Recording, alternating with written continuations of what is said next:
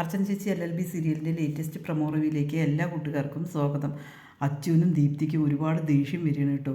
അവർ രണ്ടുപേരും കൂടി അർച്ചനയോട് ചോദിക്കുകയാണ്, എന്ത് കാരണത്താലാണ് ചന്ദ്രയ്ക്ക് ജാമ്യം കിട്ടാൻ വേണ്ടിയിട്ട് ചേച്ചി മിണ്ടാതിരുന്നത് എന്ന് ചോദിക്കണം. അതിനൊന്നും അർച്ചന ഉത്തരം പറയുന്നില്ല കേട്ടോ. അതേപോലെ തന്നെ ദീപ്തിക്കും ദേഷ്യം വരുന്നിരിക്കുകയാണ്. പക്ഷേ ഇതിൻ്റെ എല്ലാം കാരണം എന്താണെന്ന് പറഞ്ഞാൽ, ആര്യ പോയിട്ട് അർച്ചനയോട് കാല് പിടിച്ച് അപേക്ഷിക്കണ പോലെ അപേക്ഷിച്ചിട്ടുണ്ട്.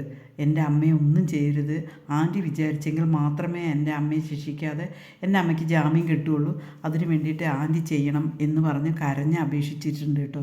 അത് കണ്ടപ്പോൾ ചിന്നുവിൻ്റെ ഓർമ്മയാണ് ആര്യ കരയുന്നത് കണ്ടപ്പോൾ അർച്ചനയ്ക്ക് തോന്നിയത്. അത് കാരണമാണ് ആര്യയുടെ അപേക്ഷ അർച്ചന കേട്ടത് കാരണമാണ് അർച്ചന അവിടെ കേസിന് ജാമ്യം കിട്ടുന്ന തരത്തിൽ ഒന്നും മിണ്ടാതെ നിന്നത്. അതുകൊണ്ട് മാത്രമാണ് ജഗദീഷ് വക്കീൽ ജയിക്കാനിടയായതും. അതുകൊണ്ട് ജഗദീഷ് വക്കീലിനാണെങ്കിൽ ആദ്യമായിട്ട് കേസ് ജയിച്ചതിൻ്റെ ഒരു അഹങ്കാരം ഉണ്ട് കേട്ടോ. അതേസമയം അമ്മയും മോനും കൂടി സംസാരിച്ചു കൊണ്ടിരിക്കുകയായിരിക്കും കേട്ടോ. ജയക്കയുടെ അമ്മയും കൂടി സംസാരിച്ചു കൊണ്ടിരിക്കുമ്പോൾ തന്നെ മധുബാല അങ്ങോട്ടേക്ക് ഇടിച്ച് കയറി വരികയാണ് കേട്ടോ.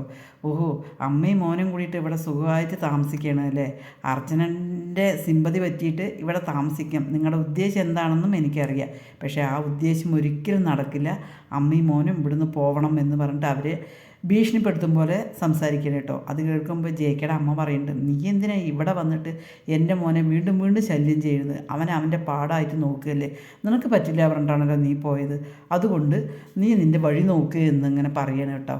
പക്ഷേ ഒരിക്കലും ഞാൻ അങ്ങനെ അർച്ചൻ്റെ കൂടെ ഇങ്ങേരെ താമസിക്കാൻ വിടില്ല എന്ന് പറഞ്ഞിട്ട് വീരവാദം വിളിച്ചിട്ട് മധുബാല അവിടെ നിന്ന് ഉറഞ്ഞതുള്ളി പോവുകയാണ് കേട്ടോ.